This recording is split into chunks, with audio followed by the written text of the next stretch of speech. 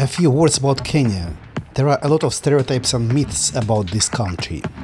The population there is over 50 million people, and it's very young. 60% of Kenyans are under 25 years old.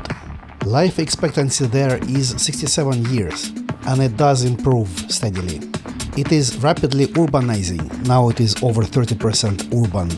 And Nairobi is a major business and tech hub in Africa. It is often called Silicon Savannah. The population there is predominantly Christian. However, there are some Muslims and Hindus.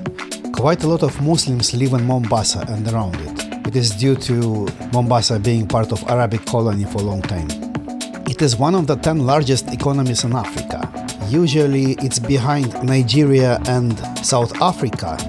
It's also behind Egypt and Algeria. However, Egypt and Algeria is North Africa. If we take Sub-Saharan Africa into consideration, then Kenya is number 3. However, Nigeria has smaller GDP per capita, and South Africa is unmatched. It has the largest GDP in Sub-Saharan Africa. Some say its GDP is same as all other Sub-Saharan Africa countries combined. So it's a kind of a number 3. Despite common belief that it's very poor, it's not. They live not worse than, for example, Indonesians in many parts of Indonesia. Kenya is home to over 40 ethnic groups. The largest is Kikuyu, Luhya, Luo, Kalenjin, Maasai and Kamba. Maasai are often appearing in my videos. It's one of the most presentable, I would say, and famous group of people in Kenya and Tanzania. Jomo Kenyatta, the first president of Kenya, was Kikuyu. Actually, Kikuyu was dominating the government for quite a long time, which other tribes did not like.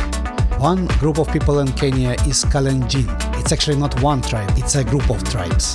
They are known for, call it, producing long-distance runners in both men and women categories. One of such known runners that many people know about him is Eliud Kipchoge.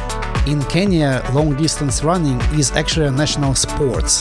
Whenever there is a marathon in Singapore or Hong Kong, and I lived in both, locals have no chances of winning. Those few Kenyans who reside locally, they always beat everybody, leaving no chances in long-distance running to anyone. So every year here in Singapore, Kenyans win. You only can hope to be the first one after them. Kenya was a British colony before, so everybody in Kenya speaks English. It's their national language, together with Swahili. Of course, every tribe has their own language as well. By the way, Swahili, also known as Kiswahili, is a Bantu language, and it has a lot of loan words from other languages, mainly Arabic. Some from English, Portuguese and German languages, but there is a lot of Arabic vocabulary in Swahili. Actually, 40% of Swahili vocabulary consists of Arabic loan words. By the way, Arab traders did arrive to Kenya long before Europeans. Kenya is one of the top coffee producers in Africa. Even though coffee production there declined over the past few decades, it remains to be one of the top producers.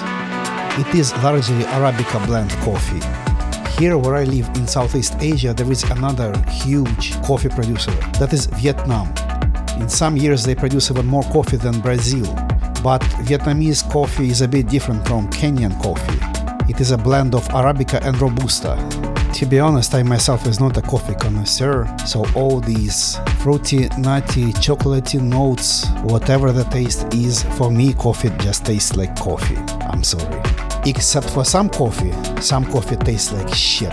But I don't have enough knowledge to tell you the difference between good coffee and bad coffee. There is good coffee in both Kenya and Vietnam.